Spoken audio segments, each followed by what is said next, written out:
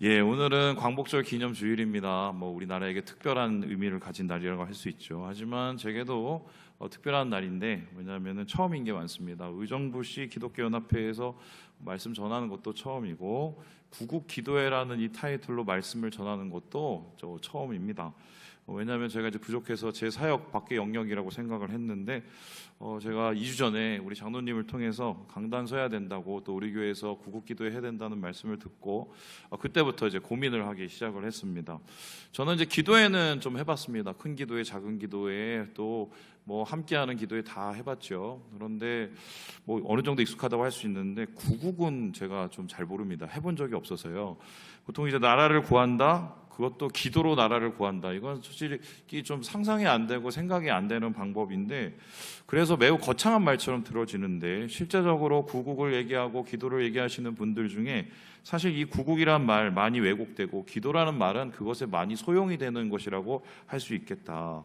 특히 지금 현재는 더 그런데요. 나라를 구할 지금 상황인가? 구국을 하려면 우리가 좀 어떤 상황에 처했을까? 이런 고민을 제가 해보게 되었습니다. 그래서 요즘에 제일 똑똑하기로 소문난 챗 GPT에게 제가 물었습니다.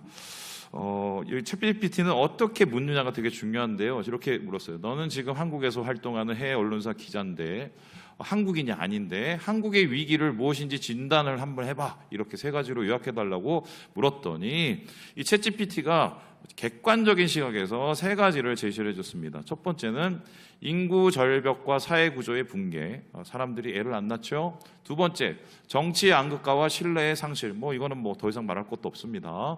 그리고 세 번째, 경제적 불평등과 기회 상실. 이거 제가 얘기한 거 아니고요. 누가 얘기했다고요? 챗GPT가 얘기했습니다. 그리고는 제가 근거를 대달라고 그랬더니 밑에 최근 1년 사이에 일어났던 참고 자료들과 외신 기사들을 이렇게 뽑아줬어요.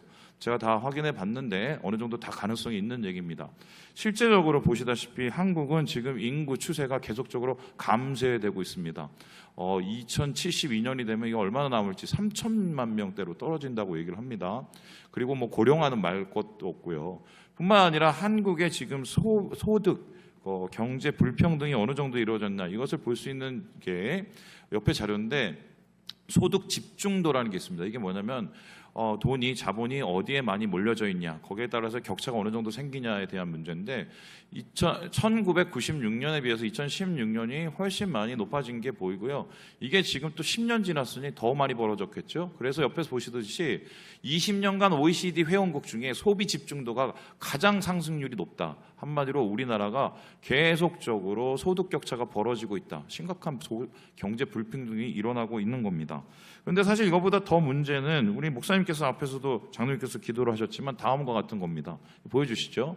이게 우리나라 정치 일변도라고 할 수 있는데, 파란색은 민주당, 그리고 빨간색은 국민의힘입니다. 좌우 우자 얘기를 하지만, 그런데 중요한 게 여기서 나는 이 정당이 좋아서 나는 빨간색이야, 저 정당이 좋아서 나는 파란색이야, 이것보다는 나는 이 인간들이 너무 싫어서 파란색이야, 나는 저 인간들이 싫어서 너무 빨간색이야, 이렇게 하시는 분들이 대부분입니다. 그래서 우리나라의 선거는 어떻게 이루어지느냐, 이 정권이 너무 잘했어, 이 정치인이 너무 잘했어로 뽑아주질 않습니다.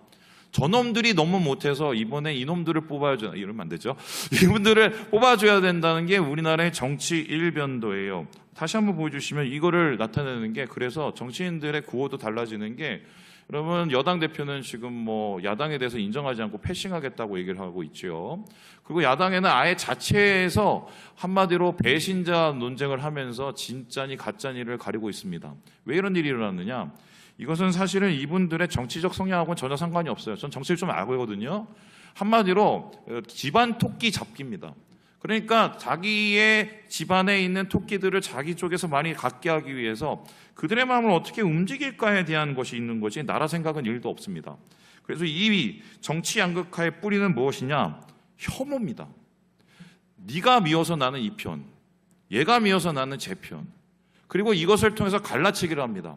예전에는 이게 우리나라에서는 단순했었어요. 영남, 호남 이렇게 갈라치기 했는데, 최근에는 세대별로 갈라치기를 하고, 또 최근에는 또 성별로 갈라치기를 합니다. 나라가 이게 4갈래, 5갈래 나눠지고 있는 그런 상황. 그래서 어디 가서 뭔 얘기를 하기가 되게 어렵습니다. 제가 하나 얘기를 해줄까요? 제가 페이스북에 나라에서 대한 걱정이 있어갖고 그걸 이렇게 막 올렸습니다. 칼럼을 올렸는데 이쪽에서 계신 분이 좀 듣기가 그랬나 봐요. 그러더니 저보고 뭐라고 그러냐면은 좌파라고 얘기를 하더라고요. 아, 내가 좌파였구나. 그리고 한 1년 후에 제가 또 페이스북에 나라의 또 상황을 또 정권이 바뀌었으니까요 올렸더니 저쪽에서 저를 또 막 욕하는 겁니다. 아, 내가 보수 꼴통 우파였구나. 중간이 없어요. 나라가 지금 이 모양 이 꼴입니다. 그래서 정말 이게 세대가 세대를 지나가면은 도대체 어떻게 변화될까? 더 제가 심각하게 바라본 건 여기에 교회들이 심각하게 참여를 하고 있다는 겁니다. 좌든 우든요. 저는 이게 좀 되게 어렵다고 보는데요. 자, 그렇다면 이러한 나라의 위기가 챗GPT가 분석해준 이것을 돌파하기 위해서 기도를 해야 되는데 정말 이게 기도로 돌파가 될까요? 나라를 구할 수가 있을까요? 제가 2주 동안 고민하고 기도로 나라를 구한 사람을 찾았는데 이 사람밖에 못 찾았습니다. 바로 이 사람인데요. 다니엘이었습니다. 다니엘이라는 사람은 사실은 이 사람은 영광스러운 게 별로 없는 사람입니다. 환관인데 우리말로 말하면 거세를 한 내시였어요. 한마디로 치욕을 가진 사람이었고요. 남의 땅에 끌려가서 어떻게 보면 노예 생활을 할 수도 있었던 사람입니다. 그런데 그가 정권이 바뀌고 왕국이 바뀌는데도 끝까지 살아남습니다. 굉장한 인생의 역정을 경험한 질긴 사람이죠. 근데 거기서 끝나는 것이 아니라 이 사람이 하나님 앞에 엎드리고 기도를 하는 것을 통해서 어떤 일이 이루어지냐? 하나님께서 역사하시고 나라를 자유케 하시는, 민족을 자유케 하시는 일이 일어나는데요. 실제적으로 심각하게 나라를 위해서 기도한 그 시작을 2절에 이렇게 기록을 하고 있습니다. 우리 같이 한번 읽어보죠. 시작. 곧 그 통치 원년에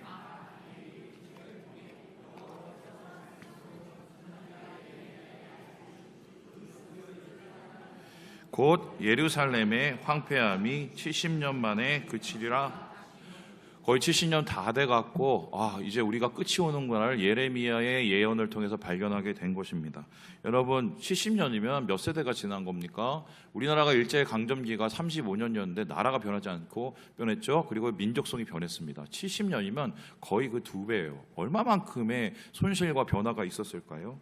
이때 이 다니엘은 심각한 이 민족의 상황, 유대 민족의 상황을 목도를 하고는 어떻게 이거 하지? 고민하기 시작하고 말씀에서 그 해답을 찾으면서 하나님 앞에 엎드리게 됩니다. 그리고는 하나님 앞에 이 기도를 드렸더니 이 기도의 효능이 이렇게 나타나는데요. 우리 함께 23절의 말씀을 같이 한번 읽어보도록 합니다. 시작.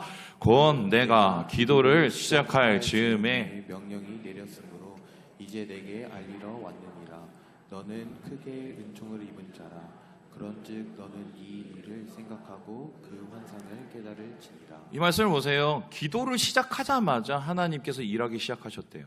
그렇다면 이 소리는 뭐냐면 하나님께서는 누군가 이 기도를 할 때까지 기다렸다는 겁니다. 이 기도를 할 사람이 또 없었다는 겁니다. 그런데 다니엘이 하나님의 뜻을 깨닫고 이 기도를 했을 때 드디어 하나님은 나라를 살릴 길을 마련해 주셨다. 대단한 기도를 다니엘이 드린 것이죠. 그래서 제가 이 말씀, 이 기도, 다니엘이 드린 이 구국의 기도를 살펴보기 시작을 했습니다. 이 기도는 내가 하는 기도하고 뭐가 다를까? 그리고 한국에 있는 여러 단체들, 여러 교회 단체들에서 하는 그 구국 기도하는 데의 구국 기도와 이 다니엘의 기도의 차이점은 뭘까? 제가 살펴보기 시작을 했습니다. 뜯어봤더니요, 한 3가지의 차이점을 발견했어요.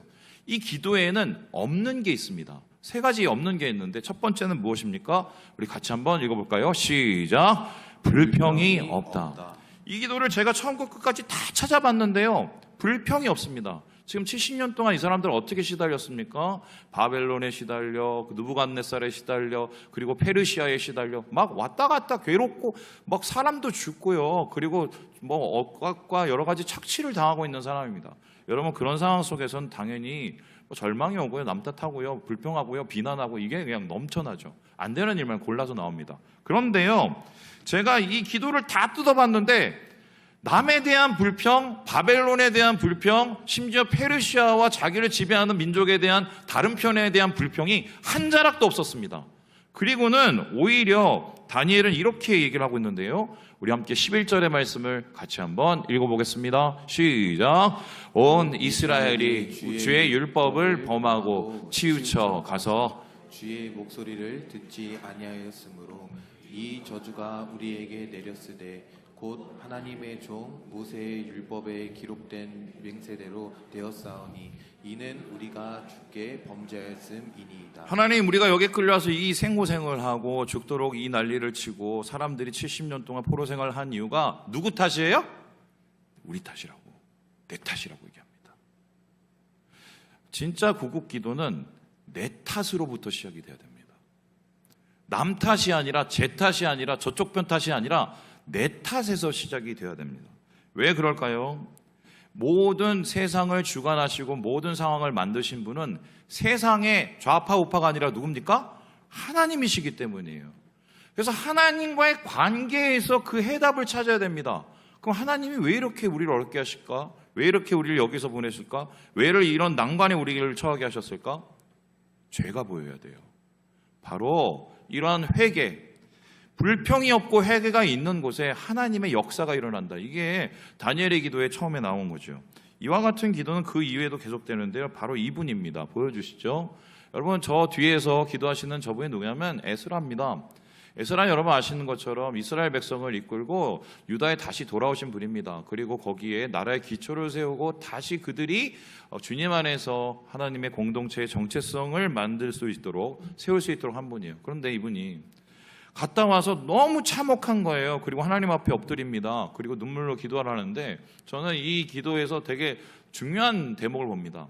내가 부끄럽고 낯이 뜨거워서, 우리의 허물이 너무 커서. 여러분, 이 에스라의 기도는 남의 탓하는 기도가 아니었습니다. 하나님 앞에 우리의 모습을 먼저 보는 기도였어요. 실제로 오늘 다니엘의 기도에 보면 계속 반복되는 단어가 있습니다. 뭔지 아세요?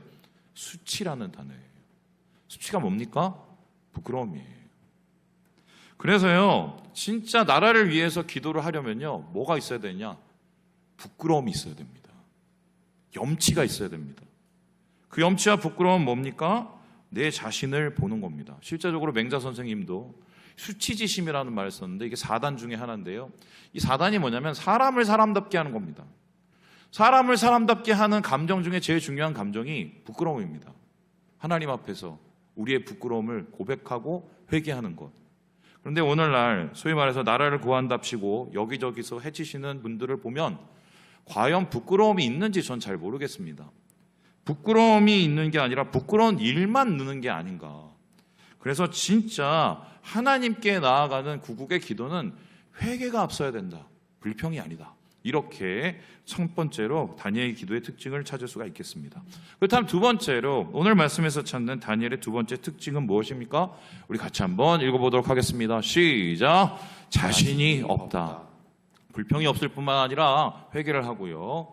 자기 자신이 뭔가가 들어있지 않아요. 우리 함께 18절의 말씀을 같이 한번 읽어볼까요? 시작. 나의 하나님이여 귀를 기울여 들으시며 눈을 떠서 우리의 황폐한 상황과 주의 이름으로 일컫는 상황을 보옵소서.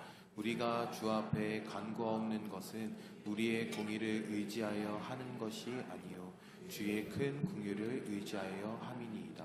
이 기도를 보면은 내내 내가라는 말보다요 우리라는 말이 훨씬 많습니다. 근데 우리라는 말에 해당되는 부분을 보면요 다 회개를 하는 겁니다. 자, 그럼 제가 질문해 보겠습니다. 다니엘이 죄져서 바벨론에 끌려왔습니까? 다니엘은 그때 어린아이였어요. 그러면 자기가 죄진 거 아니에요. 자기 아버지 어머니들이 죄를 진 겁니다. 그런데 다니엘은 어떻게 합니까? 자기의 죄처럼 회개를 합니다. 보통 사람들은 무슨 일이 일어나면 어떻게 합니까? 나의 의, 나의 입장, 그리고 나의 이익, 나의 능력을 앞세웁니다. 내가 어떤 사람이며 내가 이것을 통해서 무엇을 얻으며 계산을 하기 시작을 하는데요. 여러분, 다니엘은 전혀 그렇지 않습니다. 심지어는 자기의 것을 희생해 가면서도 하나님의 뜻을 구하고 긍휼을 구하는, 우리를 대표해서 하나님 앞에 나아가는 그 공동체 의식이 다니엘에게 있었다는 거예요. 구국의 기도는 가장 큰 중보의 기도고, 가장 큰 중보의 기도는 이 공동체 의식이 있는데, 내가 아닌 우리를 앞서하고 내가 아닌 우리의 공동체 의식을 갖는 것을 뭐라고 그러냐? 책임감이라고 합니다. 책임감이라는 것은 뭐냐면요, 하나님 앞에서 하나님의 뜻을 구하고 영혼에 대한 책임을 지는 거예요. 그 영혼에 대한 책임을 우리는 사랑이라고 하는데요. 이에 해당되는 아주 적극적인 구국의 기도가 있습니다. 여러분 잘 아시는 출애굽기 32장 32절의 모세의 기도입니다. 우리 같이 한번 읽어보도록 하지요. 시작. 그러나 이제 그들의 죄를 사하시옵소서. 그렇지 아니하시오면 원하건대 주께서 기록하신 책에서 내 이름을 지워버려 주옵소서. 이스라엘 백성들이 금송아지 앞에서 절하고 완전히 하나님하고 언약이 깨져서 이제 멸망당할 상황에 되었습니다. 하나님께서 모세를 부르셨어요. 야, 다 멸하고 너를 통해서 다시 시작하련다. 그때 모세가 뭐라고 합니까? 아니요, 저는 됐고요. 제 이름을 차라리 지워서라도 우리 백성들을 구해주세요. 책임감이죠. 영혼에 대한 사랑. 그게 바로 하나님의 마음인 걸 알았던 겁니다. 그 결국은 어떻게 됩니까? 하나님께서 이스라엘에 대한 심판을 거두시고 이스라엘이 살아날 수 있는 구국을 허락하시는 것. 바로 이것이 다니엘의 기도에 나오는 같은 맥락이다. 우리가 볼 수가 있겠습니다. 그렇다면 마지막으로 다니엘의 기도에 나온 마지막 특징이 무엇입니까? 같이 한번 읽어볼까요? 시작. 포기가 없다. 남탓 안 합니다. 그리고 자기 이익 구하거나 자기 의를 내세우지 않습니다. 그리고는요, 끈질기게 기도를 합니다. 언제까지 기도하느냐? 마지막까지 들어주실 때까지 하나님 앞에 기도합니다. 이에 대해서 19절에 이렇게 기록을 하고 있는데요. 우리 같이 한번 읽어보도록 하겠습니다. 시작. 주여 들으소서. 주여 용서하소서. 주여 귀를 기울이시고 행하소서. 지체하지 마옵소서. 나의 하나님이여 주 자신을 위하여 하시옵소서. 이는 주의 성과 주의 백성이 주의 이름으로 일컫는 바 됨이니이다. 마치 아브라함이 소돔과 고모라에 있는 성읍에 있는 사람들을 구하기 위해서 애쓰고 하나님 앞에 매달리는 것처럼 다니엘도 하나님 앞에 마지막까지 우리 백성들 구해달라고 합니다. 이렇게 때를 쓰는 이유는 하나님의 마음을 알고 약속의 마음을 알았기 때문인데요. 그래서요, 구국 기도는 이렇게 한 번 하고 이벤트성으로 모일 게 아니라 우리가 나라를 사랑하는 마음이 있으면 계속해서 나라를 위해서 기도해야 됩니다.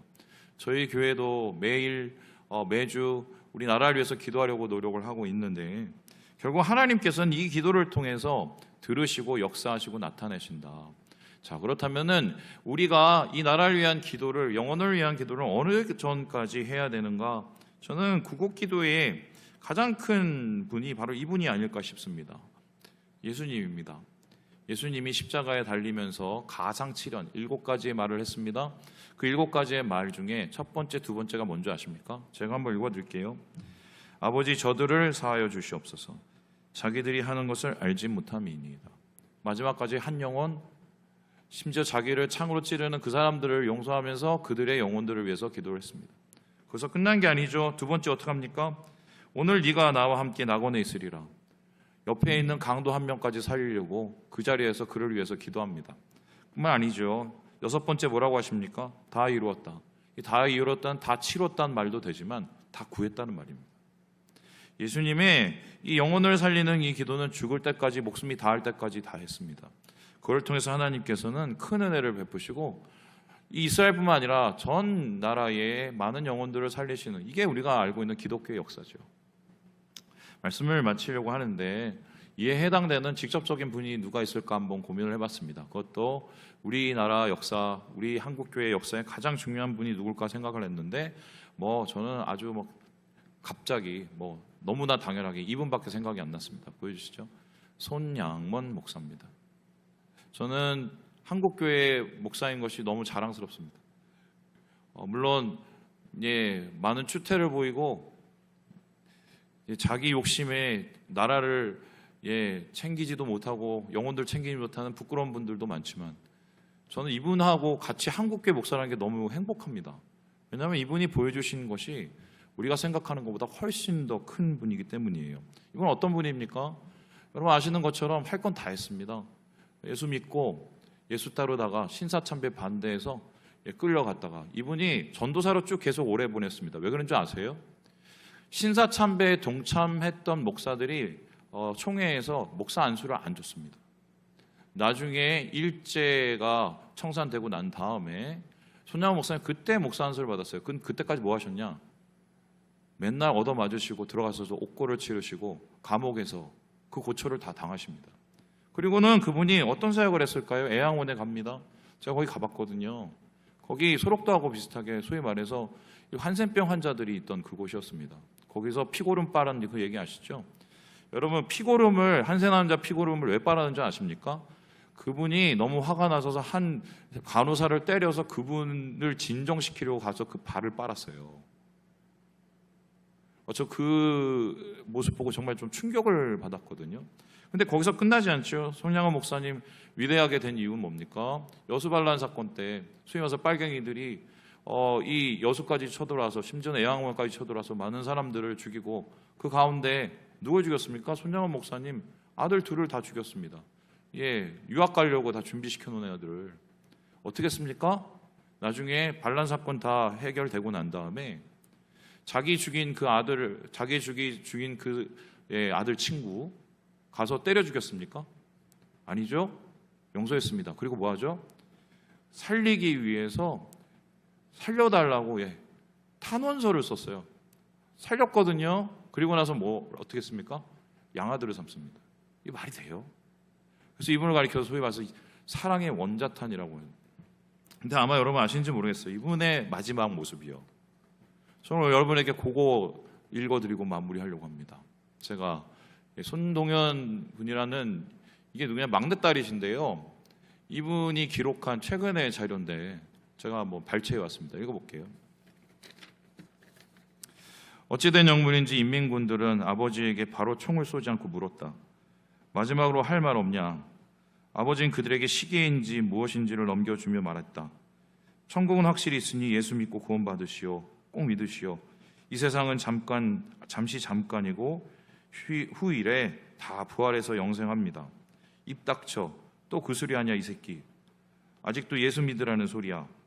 인민군은 화가 나서 머리끝까지나 개머리판으로 아버지의 입을 후리쳤다. 이가 다 부러지고 입에서는 피가 줄줄 흐르기 시작했다. 곧이어 총성이 울려 퍼졌다. 탕탕탕. 아버지가 차진 곳 위로 옆에 있었던 사람이에요. 맥없이 쓰러졌다. 그는 아버지가 숨이 끊어지기 직전 신음하듯 마지막으로 내뱉은 말을 어렴풋이 들었다. 아버지, 저들을 용서해 주소서. 아버지는 스데반처럼 죽는 순간까지도 원수를 용서했다. 용서가 얼마나 중요한지 알기에 그랬을 것이다. 아니, 어쩌면 예수님을 보았기 때문이 아닐까? 차진국의 아들이 내게 말했다. 제 아버지는 살아가면서 두고두고 말씀하셨어요. 손 목사님은 진짜 목자였다고요.